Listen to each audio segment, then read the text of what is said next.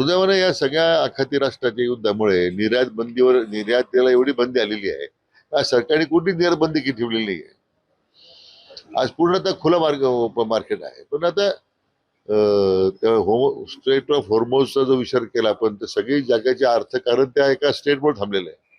पेट्रोलचे दर असतील, डिझेल दर असतील, किंवा भाजीपाला किंवा जो काही फळांचा निर्यात असेल. आज आपल्याकडे मुंबई बंदरामध्ये JNPT पोर्टमध्ये किती शेतीमाल पडून राहिलेला, आंबा असेल किंवा भाजीपाला किंवा कांदा असेल. आता आपण त्यांना तो कांदा खराब होतोय किंवा तो त्यासाठी सुद्धा सरकारने अनुदान द्यायचा निर्णय केलेला आहे. आता मला वाटतं कांद्याचे भाव दर कोसळी चिंतेची बाब आहे. सरकार निश्चितपणे त्या संदर्भात काही विचार करेल. परंतु आज निर्यात बंदी नसतानाही मला वाटतं केवळ या सगळ्या आखाती राष्ट्रांच्या युद्धामुळे उद्भवणाऱ्या परिस्थितीला आता आपल्या सगळ्यांना सामोरे जावं लागलं आहे की जी काँग्रेस अमेरिकेच्या अप्रत्यक्ष पाठिंब्या म्हणा किंवा तिकडून मिळणाऱ्या पैशातून सातत्याने देशावर टीका करत होती, तर राहुल गांधींनी अमेरिकेच्या राष्ट्राध्यक्षाला एकदा विचारलं पाहिजे की अमेरिकेचे जे पेट्रोलचे दर आहेत त्या इराण युद्धाच्या पार्श्वभूमीवर किती टक्क्यांनी वाढले. आज सगळ्याच जग हतबल झालेलं आहे. काही भारत देश असा नाही आहे. तरी आपण सातत्याने आदरणीय प्रधानमंत्र्यांनी वेगवेगळ्या माध्यमातून आपल्या देशाला इंधन पुरवठा अविरतपणे सुरू ठेवला. आपण काही त्याच्यामध्ये मोठ्या प्रमाणात त्याचे जे दर आहेत ते नियंत्रित ठेवण्याचा प्रयत्न केलेला आहे. पण आता विरोधकांना दुसरं कामच नाही ना. आता सगळ्या बाजूने निवडणूक, राज्याच्या निवडणुकीत ते तोंडावर आपटलेले आहे.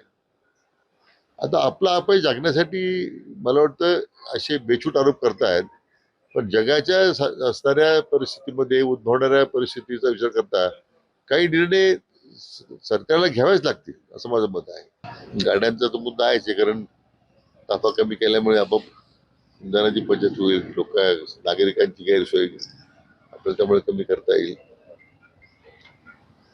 आजची सुद्धा आमची बैठक जी आहे जिल्हा नियोजन मंडळाची असेल, खरीपाडा बैठक आहे, टंचाईची आढावा बैठक, ती सुद्धा आपण ऑनलाईन घेतलेली आहे. कारण त्या तहसील कार्यालयामध्ये आमचे सगळे लोकप्रतिनिधी उपस्थित राहतील. आता हा सगळा लबाजमा बोलवायचा आहे. 400 गाड्या अधिकाऱ्याचे येणार. स्वाभाविकपणे असे जर काही निर्णय आपण करत राहिलो तर मोठी बचत होईल. या सगळ्या इराण अमेरिकेच्या युद्धाच्या पार्श्वभूमीवर उद्भवणारी जी स्थिती आहे यासाठी आपला देश सज्ज आहे असं आदरणीय प्रधानमंत्र्यांनी देशाला आश्वासित केलेलंच आहे.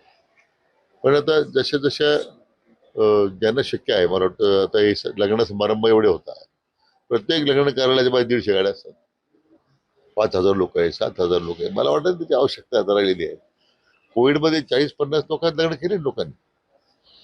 लग्न सोहळ्यामध्ये 50 लोकांत होत नाही असं नाही आहे.